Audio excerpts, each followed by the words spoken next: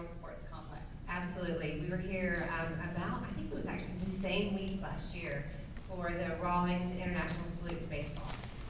My son was then on a 13U baseball team, and they ended up winning the first place in the bronze category.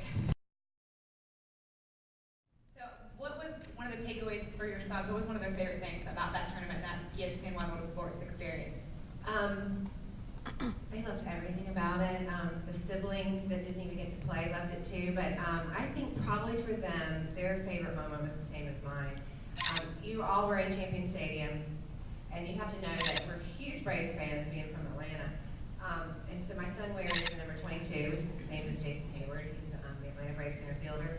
So he was able to play in Champion Field, where Jason Hayward stands, and wear his number, and he loved that. Loved it.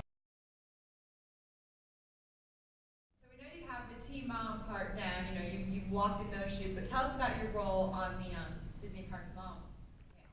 If you have a sports-related question, it gets directed to Angie or myself. So we get lots of different kinds of questions about where should the team stay, what should we eat, how do we, what do we do for entertainment? Is there really time to go to the parks? What do we do for the the brothers and sisters? We had lots of questions. Angie even got a question last week about where can she get a Disney cheer bow. So anything that you want to ask, you can ask us. Do you have any tips then for any moms or teens that these guys, can pass along? What are your tips for moms that might be planning a trip or would like to plan a trip to ESPN World of Sports? I think the best thing that our team did was we did a lot of advanced planning. You learned a lot while you were here this week about what you can do when you get here to figure out what to do. But we did a lot of planning in advance. I would highly recommend that you stay on site. The transportation is unbeatable. I would recommend that you try to get your team to stay together.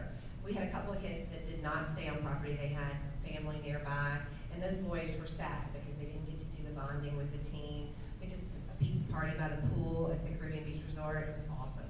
So planning in advance, making sure your team stays together, and trying to plan activities to do. We did the parks every day. So it was great. We divided it up, and a couple of parents would be in charge of taking somebody to Magic Kingdom, and the next day different parents would take them to Animal Kingdom. So I would do a lot of planning in advance.